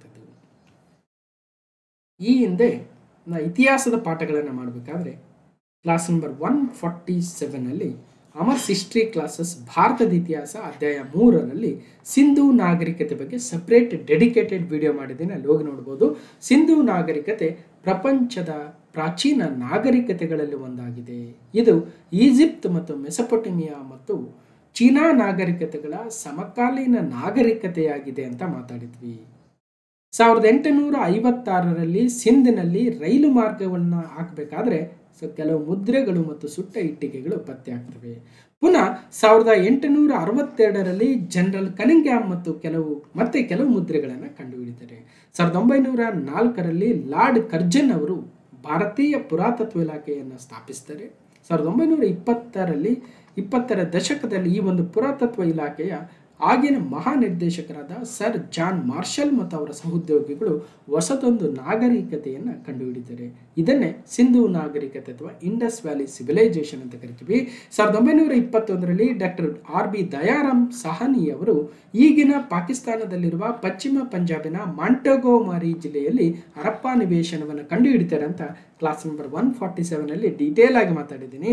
ಮತ್ತು ಈ ಒಂದು ಮಾಂಟೋಗೋಮರಿ ಜಿಲ್ಲೆಯ ಹರಪ್ಪ ನಿವೇಶನ ಏನಿದೆ ಅದು ರಾವಿ ನದಿಯ ತೀರದಲ್ಲಿದೆ ಅಂತ ಮಾತಾಡಿದ್ವಿ. 1922ರಲ್ಲಿ ಡಾಕ್ಟರ್ RD ಬ್ಯಾನರ್ಜಿರವರು ಸಿಂಧ್ ಪ್ರಾಂತ್ಯದ ಲಾರ್ಕಾನ್ ಜಿಲ್ಲೆಯಲ್ಲಿ ಉತ್ಖನನ ಕೈಗೊಂಡು ಮಹೆಂಜೋದಾರವನ್ನು ಕಂಡುಹಿಡಿತಾರೆ. ಸಿಂಧಿ ಭಾಷೆಯಲ್ಲಿ ಮಹೆಂಜೋದಾರ ಎಂದರೆ ಮಡಿದವರ ದಿಬ್ಬ ಅಂತ. ಕ್ಲಾಸ್ ನಂಬರ್ 147 ನೋಡಿ, ಅಲ್ಲಿ ಸಾಕಷ್ಟು ಮಾಹಿತಿ ಇದೆ. 1921 ಡಾಕ್ಟರ್ RB ದಯಾರಾಮ್ ಸಹಾನಿ ಹರಪ್ಪ ನಿವೇಶನ. 1922 ಅಂದರೆ ಅದಾದ ನಂತರದ ವರ್ಷದಲ್ಲಿ ಡಾಕ್ಟರ್ RD ಬ್ಯಾನರ್ಜಿರವರು ಮಹೆಂಜೋದಾರವನ್ನು ಪತ್ತೆ ಮಾಡಿರ್ತಕ್ಕಂಥವರಾಗ್ತಾರೆ. ಹಾಗಾದರೆ ಇದು ರಾವಿ ನದಿ ನಮ್ಮ ಇಂಡಸ್ ರಿವರ್ನ ಒಂದು ಉಪ ನದಿ ಕೂಡ ಆಗುತ್ತೆ. ಅಲ್ಲಿ ರಾವಿ ನದಿಯ ದಂಡೆಯ ಮೇಲೆ ಹರಪ್ಪ ಒಂದು ಸೈಟನ್ನು, ಹಾಗೆ ಇಂಡಸ್ ನದಿಯ ದಂಡೆಯ ಮೇಲೆ ಮಹೆಂಜೋದಾರ ಸೈಟನ್ನು ಫೈಂಡ್ ಮಾಡ್ತಾರೆ. ಅದಾದಮೇಲೆ ಎಲ್ಲೆಲ್ಲಿ ಅವರ ತಾಣಗಳು ಕಂಡುಹಿಡಿದ್ರು, ಅದರ ವಿಶೇಷತೆ ಏನಂತ ಆ ಕ್ಲಾಸಲ್ಲಿ ಸಾಕಷ್ಟು ಮಾತಾಡಿದ್ದೀವಿ, ನೋಡ್ಬೋದು. ಒಂದು ಗ್ಲಿಮ್ಸಸ್ ನೋಡೋದಾದರೆ ಹರಪ್ಪದ ಉಗ್ರಾಣ ಮತ್ತು ದೊಡ್ಡ ಸಭಾಂಗಣದ ನೋಟವನ್ನು ನೋಡಿ, ಜೊತೆಗೆ ಮಹೆಂಜೋದಾರದ ಅವಶೇಷಗಳಲ್ಲಿ ಸ್ನಾನಕೊಳ ಮತ್ತು ಅದರ ಹಿನ್ನೆಲೆಯಲ್ಲಿ ಕಂಡುಬರುವ ಬೌದ್ಧ ಸ್ತೂಪವನ್ನು ಕೂಡ ಕಾಣಬಹುದು. ಇವತ್ತಿರ್ತಕ್ಕಂಥ ಮಾಹಿತಿ ಏನಂದರೆ, ಮತ್ತೊಂದು ತಾಣ, ಅದು ಮೊಟ್ಟ ಮೊದಲ ಬಾರಿಗೆ ಥಾರ್ ಮರುಭೂಮಿ ಪ್ರದೇಶದಲ್ಲಿ ಕಂಡುಬಂದ ಸಿಂಧೂ ಕಣಿವೆಯ ವಸಾಹತು ಪ್ರದೇಶ, ಅದೇ ರಾಜಸ್ಥಾನ ರಾಜ್ಯದ ಜೈಸಲ್ಮೇರ್ ಜಿಲ್ಲೆಯ ರತಾದಿಯಾರ್ ದೇರಿಯಲ್ಲಿ ಕಂಡು ಬಂದಿದೆ. ಹಾಗಾಗಿ ಇಷ್ಟೆಲ್ಲ ವಿಚಾರಗಳನ್ನು ಮಾತಾಡ್ತಾ ಇದ್ದೀವಿ. ಓಕೆ, ಇನ್ನು ಅಲ್ಲಿನ ಪ್ರಮುಖ ಸ್ಥಳಗಳು ಅಥವಾ ಪತ್ತೆಯಾಗಿರ್ತಕ್ಕಂಥ ನಿವೇಶನಗಳು ಯಾವ ಪ್ರದೇಶದಲ್ಲಿ ಕಂಡು ಬಂದಿದ್ದಾವೆ ಅದನ್ನು ಫೈಂಡ್ ಮಾಡಿರ್ತಕ್ಕಂತಹ ಆರ್ಕಿಯಾಲಜಿಸ್ಟ್ ಅಥವಾ ಪ್ರಾಕ್ತಾನ ತಜ್ಞರ ಹೆಸರನ್ನು ಕೂಡ ಆ ಪಟ್ಟಿಯನ್ನು ನೋಡಬಹುದು. ಇನ್ನು ಕ್ವಶನ್ ನಂಬರ್ 4, ರಾಷ್ಟ್ರೀಯ ಸಾಗರೋತ್ತರ ವಿದ್ಯಾರ್ಥಿ ವೇತನ ನ್ಯಾಷನಲ್ ಓವರ್ಸೀಸ್ ಸ್ಕಾಲರ್ಶಿಪ್ ಯೋಜನೆಯನ್ನು ಯಾವ ಸಚಿವಾಲಯ ಜಾರಿಗೆ ತಂದಿದೆ? Scheme is implemented by which ministry ಅಂತ. ಅಂದರೆ national overseas scholarship NOS scheme ಏನಿದೆಯೋ ಆ ಸ್ಕೀಮನ್ನು ಇಂಪ್ಲಿಮೆಂಟ್ ಮಾಡಿರ್ತಕ್ಕಂತಹ ಮಿನಿಸ್ಟ್ರಿ ಯಾವುದು ಅಂತ. ಈ ಮಿನಿಸ್ಟ್ರಿ ಯಾವುದಂತ ಭಾಳ ಕೇಳಿಬಿಡ್ತಾರೆ, ಹುಷಾರಾಗಿರ್ಬೇಕು ನಾವು. ಓಕೆ, ಬನ್ನಿ ಹಾಗಾದರೆ. ವಿದೇಶಾಂಗ ಸಚಿವಾಲಯ, ಮಿನಿಸ್ಟ್ರಿ ಆಫ್ ಎಕ್ಸ್ಟರ್ನಲ್ ಅಫೇರ್ಸ್, ಗೃಹ ಸಚಿವಾಲಯ, ಮಿನಿಸ್ಟ್ರಿ ಆಫ್ ಹೋಮ್ ಅಫೇರ್ಸ್, ಹಣಕಾಸು ಸಚಿವಾಲಯ, ಮಿನಿಸ್ಟ್ರಿ ಆಫ್ ಫಿನಾನ್ಸ್, ಮತ್ತು ಸಾಮಾಜಿಕ ನ್ಯಾಯ ಮತ್ತು ಸಬಲೀಕರಣ ಸಚಿವಾಲಯ, ministry of social justice and empowerment ಅಂತ. ಸರಿಯಾದ ಉತ್ತರ ಆಪ್ಷನ್ ಡಿ, ಸಾಮಾಜಿಕ ನ್ಯಾಯ ಮತ್ತು ಸಬಲೀಕರಣ ಸಚಿವಾಲಯವು ಈ ನ್ಯಾಷನಲ್ ಓವರ್ಸೀಸ್ ಸ್ಕಾಲರ್ಶಿಪ್ ಅನ್ನು ತಂದಿದೆ. ಇದು ಯಾಕೆ ಸುದ್ದಿಯಲ್ಲಿದೆ ಮತ್ತು ಇದೇನು ವಿಚಾರ ಅಂದರೆ, ಈಗ schedule caste, denotified tribes, landless labourers ಮತ್ತು ಮೈನಾರಿಟೀಸ್ಗಳ ವಿದ್ಯಾರ್ಥಿಗಳು ಅಂತಾರಾಷ್ಟ್ರೀಯ ಮಟ್ಟದಲ್ಲಿ ಅಂದರೆ ವಿದೇಶಕ್ಕೆ ಹೋಗಿ ಉನ್ನತ ಅಧ್ಯಯನವನ್ನು ಮಾಡೋದಕ್ಕೆ ಬೇಕಾಗಿರ್ತಕ್ಕಂಥ ಸ್ಕಾಲರ್ಶಿಪ್ ಆಗುತ್ತೆ ನ್ಯಾಷನಲ್ ಓವರ್ಸೀಸ್ ಸ್ಕಾಲರ್ಶಿಪ್ಪು. ಬಟ್ ಯಾಕೆ ಸುದ್ದಿಯಲ್ಲಿದೆ ಅಂದರೆ 2025-26ರಲ್ಲಿ ಈ ನ್ಯಾಷನಲ್ ಓವರ್ಸೀಸ್ ಸ್ಕಾಲರ್ಶಿಪ್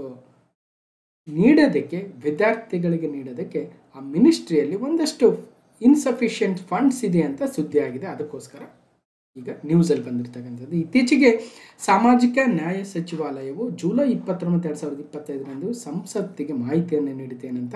ಸೊ ಈ ಒಂದು ರಾಷ್ಟ್ರೀಯ ಸಾಗರೋತ್ತರ ವಿದ್ಯಾರ್ಥಿ ವೇತನ ಯೋಜನೆಯಡಿ ಆಯ್ಕೆಯಾದ ಎಲ್ಲ 106 ಅಭ್ಯರ್ಥಿಗಳಿಗೆ ತಾತ್ಕಾಲಿಕ ಪ್ರಶಸ್ತಿ ಪತ್ರಗಳನ್ನು ನೀಡಲಾಗಿದೆ ಅಂತ ಹೇಳಿದ್ದಾರೆ. ಇದೊಂದು ಕೇಂದ್ರ ವಲಯದ ಸೆಂಟ್ರಲ್ ಸೆಕ್ಟರ್ ಸ್ಕೀಮ್ ಆಗಿದ್ದು, ಪರಿಶಿಷ್ಟ ಜಾತಿ, ಅಧಿಸೂಚಿತ ಬುಡಕಟ್ಟು ಜನಾಂಗ, ಅಲೆಮಾರಿ ಮತ್ತು ಅರೆ ಅಲೆಮಾರಿ ಬುಡಕಟ್ಟು ಜನಾಂಗ, ಭೂರಹಿತ ಕೃಷಿ ಕಾರ್ಮಿಕರು ಮತ್ತು ಸಾಂಪ್ರದಾಯಿಕ ಕುಶಲಕರ್ಮಿಗಳ ಕಡಿಮೆ ಆದಾಯದ ಹೊಂದಿರತಕ್ಕಂಥ ಪೋಷಕರ ಮಕ್ಕಳು ವಿದ್ಯಾರ್ಥಿಗಳೇನಿದ್ದಾರೆ ಅವರಿಗೆ ಬೆಂಬಲಿಸುವ ಗುರಿಯನ್ನು ಹೊಂದಿದೆ ಅಂತ ಹೇಳಿದ್ದಾರೆ. ಇದು ಆಯ್ಕೆಯಾಗಿರ್ತಕ್ಕಂಥ ವಿದ್ಯಾರ್ಥಿಗಳಿಗೆ ವಿದೇಶಿ ವಿಶ್ವವಿದ್ಯಾಲಯಗಳಲ್ಲಿ ಸ್ನಾತಕೋತ್ತರ ಪದವಿ ಮತ್ತು PhD ಕೋರ್ಸ್ಗಳಂತಹ ಉನ್ನತ ಶಿಕ್ಷಣವನ್ನು ಪಡೆಯಲು ಸಹಾಯವನ್ನು ಮಾಡುತ್ತದೆ. ಇದನ್ನು ಇಂಪ್ಲಿಮೆಂಟ್ ಮಾಡ್ತಾ ಇರ್ತಕ್ಕಂತಹ ಒಂದು ministry, the scheme is implemented by the ministry of social justice and empowerment. ಸಾಮಾಜಿಕ ನ್ಯಾಯ ಮತ್ತು ಸಬಲೀಕರಣ ಸಚಿವಾಲಯ ಇದನ್ನು ಜಾರಿಗೊಳಿಸ್ತಾ ಇದೆ ಅಂತ ಸುದ್ದಿಯಲ್ಲಿದೆ, ನೆನಪಿಟ್ಕೊಂಡಿರಿ. ಕ್ವಶನ್ ನಂಬರ್ 5, ಮಹಿಳಾ ಸ್ವಸಹಾಯ ಗುಂಪುಗಳಿಗೆ ವಿಮೆನ್ ಸೆಲ್ಫ್ ಹೆಲ್ಪ್ ಗ್ರೂಪ್ಸ್ SHGsಗಳಿಗೆ ಡ್ರೋನ್ಗಳನ್ನು ಒದಗಿಸುವ ಗುರಿಯನ್ನು ಹೊಂದಿರುವ ಕೇಂದ್ರ ವಲಯದ ಯೋಜನೆಯ ಹೆಸರೇನು? What is the name of the central sector scheme that aims to provide drones to women self-help groups ಅಂತ ನೋಡಿ. ಇಂಗ್ಲೀಷು ಪ್ಲಸ್ ಕನ್ನಡದಲ್ಲಿ ಹೇಳೋದ್ರಿಂದ ಒಂದಷ್ಟು ಸಮಯ ಹೆಚ್ಚಾಗುತ್ತೆ ಅಷ್ಟೇ, ಗಮನಿಸಿ ಅಲ್ವಾ. ಸೊ ಆ ಮೂಲಕ ನಿಮಗೆ ಇಂಗ್ಲೀಷ್ ನಾಲೆಜು ಕೂಡ ಬರುತ್ತೆ. ಇದೇನು ಫಸ್ಟ್ ಅಲ್ಲ, ನಾನು ಸ್ಟಾರ್ಟಿಂಗಿಂದ ವಿಡಿಯೋ ಮಾಡಿದೆ ಅಲ್ಲಿಂದಲೂ ಇದೇ ಥರನೇ ಮಾಡೋದು. ಟೈಮು ಸ್ವಲ್ಪ ಹೆಚ್ಚಿಗಾದ್ರೂ ಚಿಂತಿಲ್ಲ, ನಮಗೆ ಎಫರ್ಟು ಸ್ವಲ್ಪ ಜಾಸ್ತಿ ಬೇಕಾದರೂ ಪರವಾಗಿಲ್ಲ, ಸ್ಟ್ರೈನ್ ಆದರೂ ಪರವಾಗಿಲ್ಲ, ಮಾಡಿದರೆ ಕಂಪ್ಲೀಟ್ ಆಗಿರಬೇಕು. ಸೊ ಅದು ನನ್ನ ಉದ್ದೇಶ. ಹಾಗಾದ್ರೆ ಯಾವ ಸ್ಕೀಮ್ ರೀ? ಮಹಿಳೆಯರಿಗೆ, ನಮ್ಮ ಸ್ವಸಹಾಯ ಗುಂಪುಗಳ ಮಹಿಳೆಯರಿಗೆ ಡ್ರೋನ್ಗಳನ್ನು ಒದಗಿಸುವ ಕೇಂದ್ರ ವಲಯದ ಯೋಜನೆ, ಸೆಂಟ್ರಲ್ ಸೆಕ್ಟರ್ ಸ್ಕೀಮ್ ಅಂತ ಕರಿತೀವಿ. ಸೊ ಡ್ರೋನ್ ಶಕ್ತಿ ಯೋಜನೆ, ನಾರಿ ಕಿಸಾನ್ ಉಡಾನ್ ಯೋಜನೆ, ನಮೋ ಡ್ರೋನ್ ದೀದಿ ಯೋಜನೆ, ಅಗ್ರಿಟೆಕ್ ಸಖಿ ಯೋಜನೆ ಅಂದರೆ ನಮೋ ಡ್ರೋನ್ ದೀದಿ ಯೋಜನೆ ಆಗುತ್ತೆ. ಇದನ್ನು ಬಜೆಟಲ್ಲಿ ಘೋಷಣೆ ಮಾಡಿದ್ರು, ಈಗ ಅದನ್ನು ಇಂಪ್ಲಿಮೆಂಟ್ ಮಾಡ್ತಾ ಇದ್ದಾರೆ. So implementation of the drone Didi scheme, the government has approved a Namo Drone Didi scheme, a central sector scheme providing 15,000 drones to the women self-help groups with outlay of 1,261 crores from period from 2023-24 to 2025-26. ಇದರ major ಉದ್ದೇಶ ಏನಾಗುತ್ತೆ? ನಮ್ಮ ಕೃಷಿಯಲ್ಲಿ ಅತ್ಯಾಧುನಿಕ ತಂತ್ರಜ್ಞಾನಗಳನ್ನು ಬಳಸ್ಕೊಳ್ತಕ್ಕಂಥದ್ದು, ಆ ಮೂಲಕ ಎಫಿಷಿಯನ್ಸಿಯನ್ನು ಮತ್ತು ನಮ್ಮ ಕ್ರಾಪ್ ಈಲ್ಡ್ ಏನು ಬರ್ತಾ ಇದೆ ಇಳುವರಿಯನ್ನು ಹೆಚ್ಚಿಸ್ತಕ್ಕಂತಹ ಪ್ರಯತ್ನವನ್ನು ಮಾಡ್ತಾ ಇದ್ದಾರೆ. ಒಟ್ಟಾರೆಯಾಗಿ ಏನಿದೆ, ಇತ್ತೀಚೆಗೆ ಸರ್ಕಾರವು 2023-24ನೇ ಸಾಲಿನಿಂದ 2025-26ರವರೆಗೆ ಮಹಿಳಾ ಸ್ವಸಹಾಯ ಗುಂಪುಗಳಿಗೆ ಸಹಾಯ ಮಾಡಲು 15,000 ಡ್ರೋನ್ಗಳನ್ನು ಒದಗಿಸಲು ಕೇಂದ್ರ ವಲಯದ ಯೋಜನೆ ಆಗಿರತಕ್ಕಂತಹ ನಮೋ ಡ್ರೋನ್ ದೀದಿ ಯೋಜನೆಯನ್ನು ಅನುಮೋದಿಸಿದೆ. ಇದರ ಒಟ್ಟು ವೆಚ್ಚ 1,761. ಹೇಳಿಕೆ 1, ಹೇಳಿಕೆ 2, ಹೇಳಿಕೆ 3 ಅಂತ ಕೊಡ್ತಾರೆ. ಅದರಲ್ಲಿ ಆ ಯೋಜನೆ ಅದು ಯಾರಿಗೆ ಅಪ್ಲೈ ಆಗುತ್ತೆ, ಅದರ ಒಟ್ಟು ವೆಚ್ಚ ಎಷ್ಟು ಅಂತ ಕೇಳ್ಬೋದು. ಈ ಯೋಜನೆಯು ಮುಂದುವರಿದ ಕೃಷಿ ತಂತ್ರಜ್ಞಾನವನ್ನು, ಅಡ್ವಾನ್ಸ್ಡ್ ಅಗ್ರಿಕಲ್ಚರಲ್ ಟೆಕ್ನಾಲಜಿಯನ್ನು ಉತ್ತೇಜಿಸ್ತಕ್ಕಂಥದ್ದು, ಬೆಳೆ ಇಳುವರಿಯನ್ನು, ಕ್ರಾಪ್ ಈಲ್ಡನ್ನು ಹೆಚ್ಚಿಸ್ತಕ್ಕಂಥದ್ದು, ಕಾರ್ಯಾಚರಣೆಯ ವೆಚ್ಚವನ್ನು ಕಡಿಮೆ ಮಾಡ್ತಕ್ಕಂಥದ್ದು ಮತ್ತು ಆದಾಯ ಮತ್ತು ಜೀವನೋಪಾಯಕ್ಕಾಗಿ ಡ್ರೋನ್ ಸೇವಾ ಪೂರೈಕೆದಾರರಾಗಿ ಸ್ವಸಹಾಯ ಗುಂಪುಗಳನ್ನು ಸಬಲೀಕರಣಗೊಳಿಸ್ತಕ್ಕಂತಹ ಗುರಿಯನ್ನು ಹೊಂದಿದೆ ನಮೋ ಡ್ರೋನ್ ದೀದಿ ಯೋಜನೆ, empowering the women through the drone technology. ಅದಕ್ಕೋಸ್ಕರ ಆಯ್ದ ಸ್ವಸಹಾಯ ಗುಂಪುಗಳಿಗೆ ಡ್ರೋನ್ ಪ್ಯಾಕೇಜ್ ವೆಚ್ಚದ 80% ಅಥವಾ 8 ಲಕ್ಷದವರೆಗೆ ಕೇಂದ್ರದ ಸಚಿವಾಲಯ ಹಣಕಾಸು ನೆರವನ್ನು ಕೊಡುತ್ತದೆ. ಸಪೋಸ್ ಎಕ್ಸಾಂಪಲ್ಲು, ಆ ಒಂದು ಡ್ರೋನು 10 ಲಕ್ಷ ರೂಪಾಯಿ ಆಯ್ತು ಅನ್ಕೊಂಡ್ರೆ, ಸೊ 80% ಅಂದರೆ ಎಷ್ಟು ರೀ? 8 ಲಕ್ಷದವರೆಗೂ. ಆ ಡ್ರೋನ್ 5 ಲಕ್ಷ ಆಯಿತು ಅಂದರೆ 80%. ಆ ಡ್ರೋನ್ 20 ಲಕ್ಷ ಆಯಿತು ಅಂದರೂ ಕೂಡ 80% ಕೊಡಲ್ಲ, ಬದಲಾಗಿ ಗರಿಷ್ಠ 8 ಲಕ್ಷದವರೆಗೆ ಡ್ರೋನ್ ಪ್ಯಾಕೇಜ್ ವೆಚ್ಚವನ್ನು ಸರ್ಕಾರನೇ ಆ ಮಹಿಳಾ ಗುಂಪುಗಳಿಗೆ ಸಹಾಯವನ್ನು ಮಾಡುತ್ತದೆ.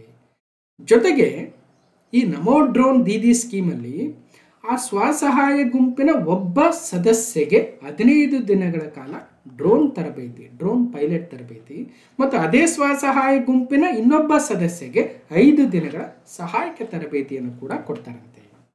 80% of the drone cost as a subsidy up to 8 lakhs. Loan facility ಕೊಡ್ತಾರೆ, 3% ಇಂಟ್ರೆಸ್ಟ್ ರೇಟಲ್ಲಿ ಕೊಡ್ತಾರೆ, ಪೈಲಟ್ ಟ್ರೈನಿಂಗ್ ಕೊಡ್ತಾರೆ, right. So Namo drone Didi empowering the women self help groups ಆಗುತ್ತೆ. ಅದರ ಇನ್ನಷ್ಟು ಡೀಟೇಲ್ಸ್ ಕೂಡ ಇದೆ. ಏನು ಮಾಡ್ತಾರೆ ಡ್ರೋನ್ ತಗೊಂಡು? ಒಂದು ಕ್ರಾಪ್ ಮಾನಿಟರಿಂಗ್ ಮಾಡ್ಬೋದು, ಪೆಸ್ಟಿಸೈಡ್ಗಳನ್ನು ಫರ್ಟಿಲೈಸರ್ಗಳನ್ನು ಎಫಿಷಿಯೆಂಟಾಗಿ ಬಳಸ್ಬೋದು.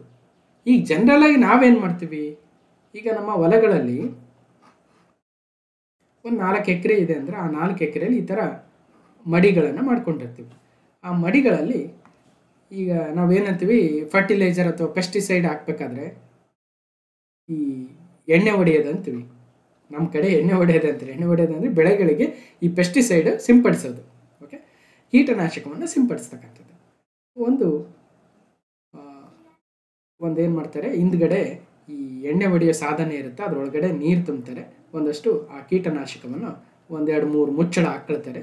ಸೊ ಮಿಕ್ಸ್ ಮಾಡ್ತಾರೆ, ಮಿಕ್ಸ್ ಮಾಡಿ ಎಲ್ಲ ಕಡೆ ಸಿಂಪಡಿಸ್ಕೊಂತ ಹೋಗ್ತಾರೆ. ಆದರೆ ಈ ಡ್ರೋನ್ ಹಂಗಲ್ಲ.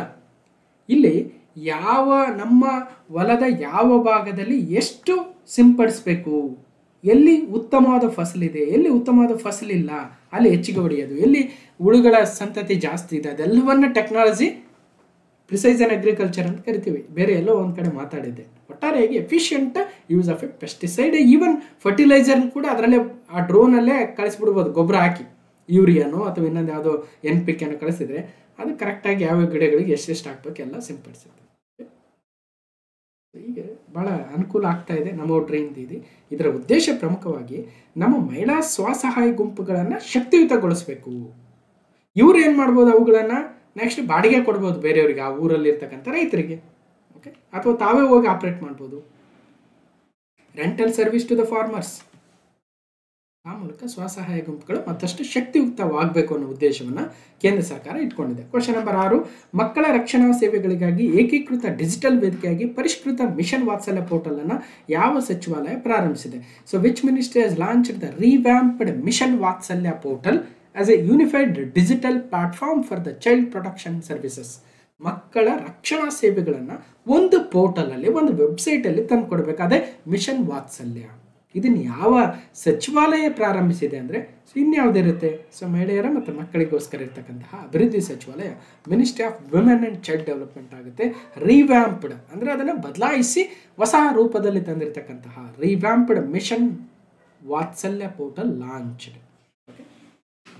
Ministry of Women and Child Development has launched the revamped Mission Vatsalya portal, which is an integrated digital platform for all the stakeholders related to child protection services.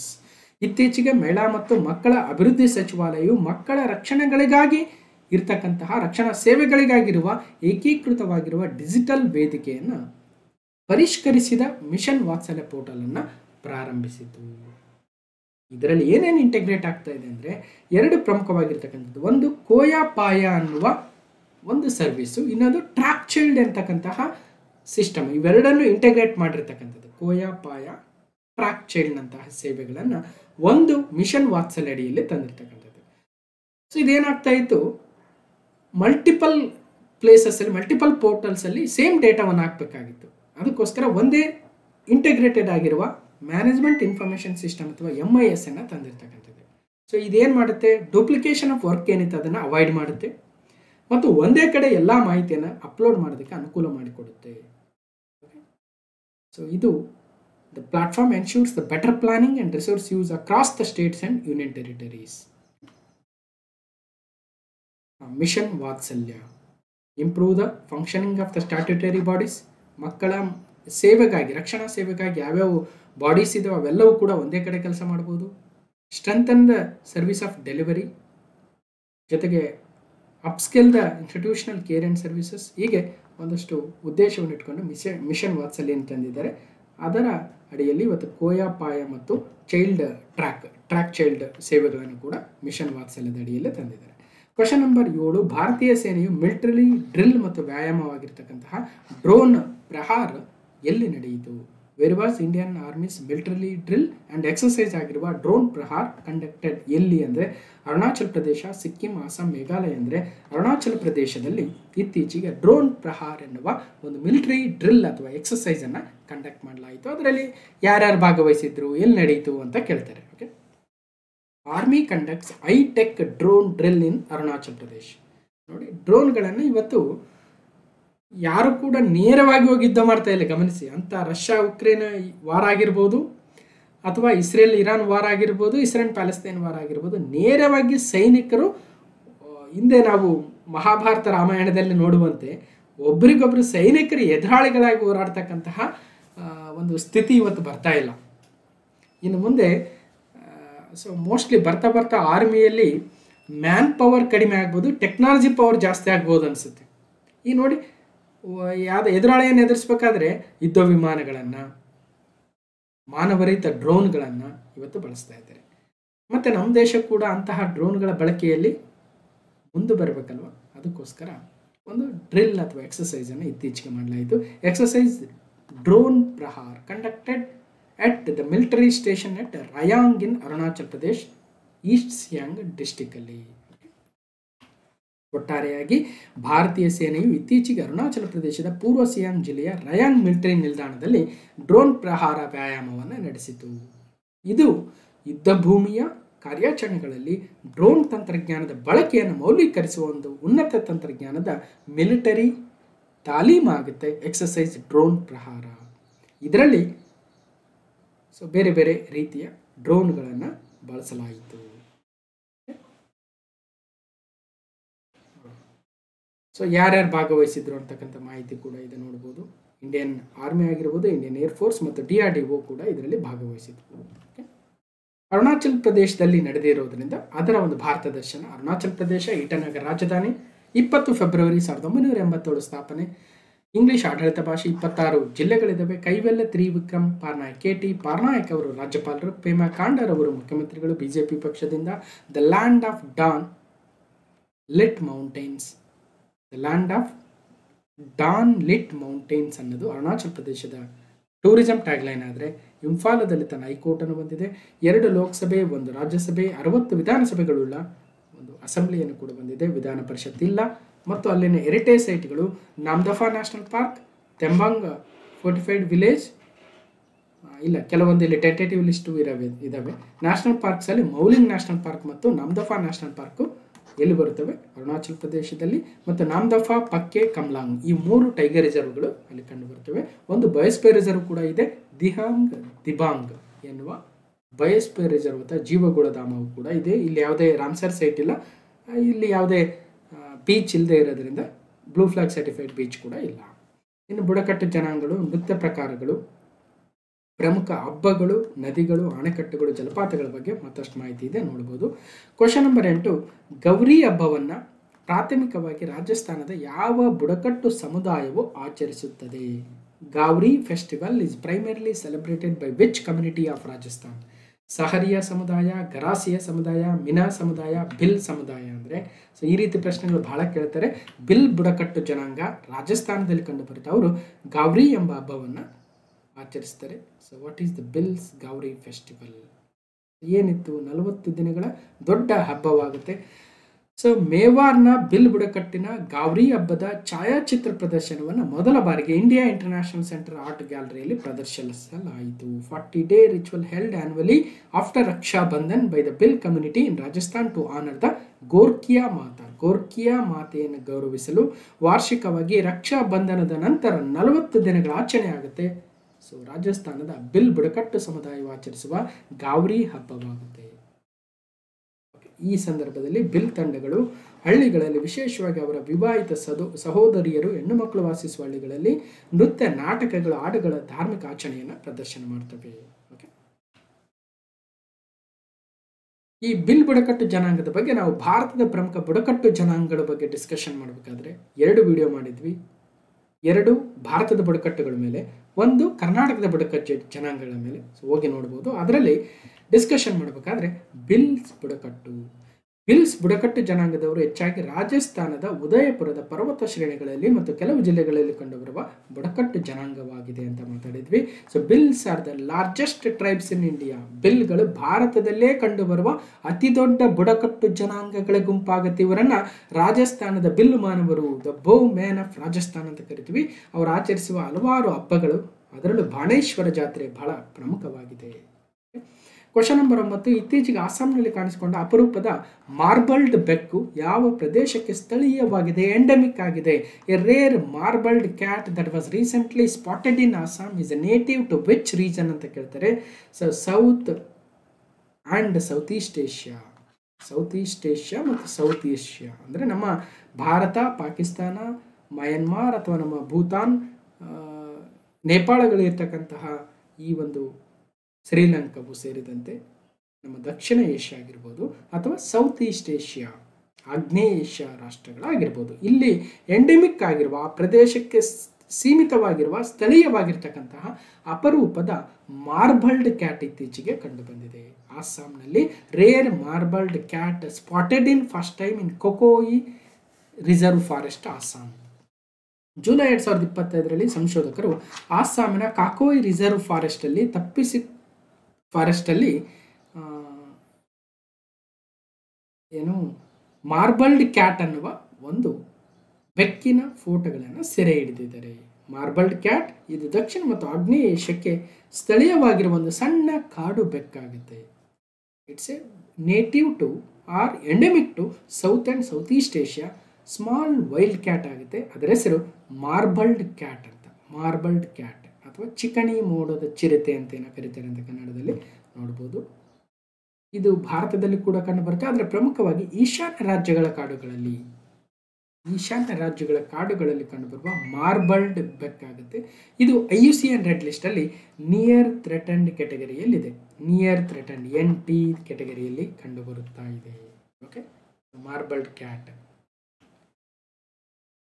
ನೋಡ್ಬೋದು, near threatened IUCN red ಲಿಸ್ಟಲ್ಲಿ. ಇದೇನಾದರೂ ನಾವು ಸರಿಯಾಗಿ ರಕ್ಷಣೆ ಮಾಡದೆ ಹೋದರೆ ಅದು vulnerable ಬರುತ್ತೆ. ಅಲ್ಲೂ ರಕ್ಷಣೆ ಮಾಡದೆ ಹೋದರೆ ಎಂಡ್ಯಾಂಜರ್ಡ್ ಆಗುತ್ತೆ. ಆಗಲೂ ಕೂಡ ಅದನ್ನು ಸಂರಕ್ಷಣೆ ಮಾಡದೆ ಹೋದರೆ ಕ್ರಿಟಿಕಲಿ ಎಂಡ್ಯಾಂಜರ್ಡ್ ಆಗಿ ಬರುತ್ತೆ. ಸೊ ಇನ್ನೇನು ಮಾಡೋಕ್ಕಾಗಲ್ಲ, ಎಕ್ಸ್ಟೆಂಟ್ ಆಗುತ್ತೆ. ಸೊ ಇದು ಮಾರ್ಬಲ್ಡ್ ಕ್ಯಾಟ್ ಆಗುತ್ತೆ. ಕ್ವಶನ್ ನಂಬರ್ 10, 2025 ಮತ್ತು 2026 ಭಾರತದ GDP ಬೆಳವಣಿಗೆಯ ಮುನ್ಸೂಚನೆ ದರವನ್ನು IMF 6.4%ಗೆ ಹೆಚ್ಚಿಸಿದೆ.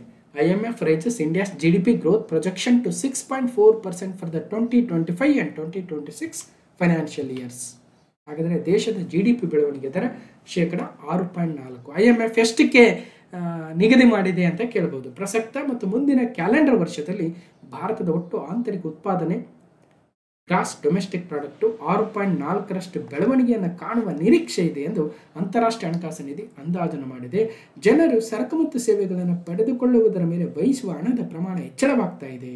ಸರ್ಕಾರವು ಕೂಡ ಹೂಡಿಕೆ ಹೆಚ್ಚಳಕ್ಕೆ ಹಲವಾರು ಕ್ರಮಗಳನ್ನು ಕೈಗೊಳ್ಳುತ್ತಾ ಇದೆ ಮತ್ತು ಭಾರತ ಉದ್ಯೋಗ ಸೃಷ್ಟಿಗೆ ಹೆಚ್ಚಿನ ಆದ್ಯತೆಯನ್ನು ನೀಡ್ತಾ ಇದೆ. ಕಾರ್ಮಿಕರಿಗೆ ಮರುಕೌಶಲ್ಯವನ್ನು ನೀಡಲಾಗ್ತಾ ಇದೆ. ಹೀಗೆ ಇವೆಲ್ಲ ಕಾರಣಗಳಿಂದಾಗಿ ಭಾರತದ GDP ಬೆಳವಣಿಗೆ ದರ 6.4% ಕಾಣುವ ನಿರೀಕ್ಷೆ ಇದೆ ಅಂತ ಇವತ್ತು IMF ಹೇಳ್ತಾ ಇದೆ. ಸೊ ನೋಡ್ಬೋದು, ಈ ಒಂದು 2025 ಆರ್ಥಿಕ ವರ್ಷ ಮತ್ತು 2026 ಮುಂದಿನ ಆರ್ಥಿಕ ವರ್ಷದಲ್ಲಿ ಭಾರತದ GDP ಬೆಳವಣಿಗೆ ದರ 6.4% ಆಗಲಿದೆ ಅಂತ ಹೇಳಿದೆ. ಚೀನಾದು 4.8, ಮುಂದಿನ ವರ್ಷ 4.2.